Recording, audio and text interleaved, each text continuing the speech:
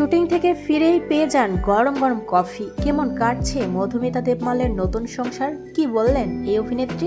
বন্ধুরা, ভিডিওটি স্কিপ না করে শেষ পর্যন্ত দেখতে থাকুন। আর একটি বিশেষ অনুরোধ, দয়া করে আমাদের চ্যানেলটিকে সাবস্ক্রাইব করে পাশের বেল আইকনটিতে ক্লিক রাখুন, যাতে সব ধরনের আপডেট খবর সবার আগে আপনি পেয়ে যান।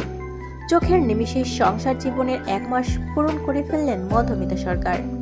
গত 23 জানুয়ারি সরস্বতী পুজোর দিন 7 পাকে বাধা পড়েছিলেন এই অভিনেত্রী। বারুইপুরে বসেছিল তাদের বিয়ের আসর। শোভাবাজার রাজবাড়িতে হয় বউ ভাতের অনুষ্ঠান। দেখতে দেখতে এক ছাদের নিচে স্বামী স্ত্রী হিসেবে 30টা দিন কাটিয়েই দিলেন মধুমিতা দেবমাল্য। তো কেমন কাটছে তাদের নতুন সংসার? সম্প্রতি মধুমিতা জানিয়েছেন তাদের সংসার নাকি বেশ মজা, হুল্লোড় আর আনন্দেই কাটছে। এক ছাদের নিচে থাকতে থাকতে একে অপরের সঙ্গে বন্ধুত্বটা যেন আরও জমে উঠেছে। মধুমিতা কথায় কথায় জানালেন তিনি শুটিংয়ে যাচ্ছেন, দেবমাল্য তাকে গাড়ি করে ছাড়তে যাচ্ছেন। দুজনের প্রতি নির্ভরশীলতা বেড়েছে। মধুমিতা বললেন ভীষণভাবে বেড়েছে।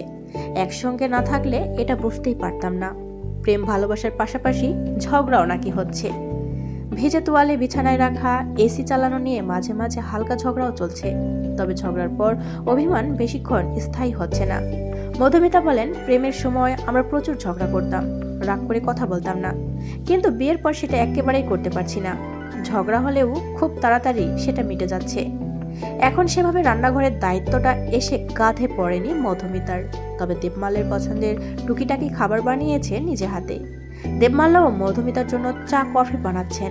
মধুমিতা বলেন, আমি শুটিং থেকে ফিরলেই দেবমাল্য কফির কাপ এগিয়ে দিচ্ছে আমার দিকে।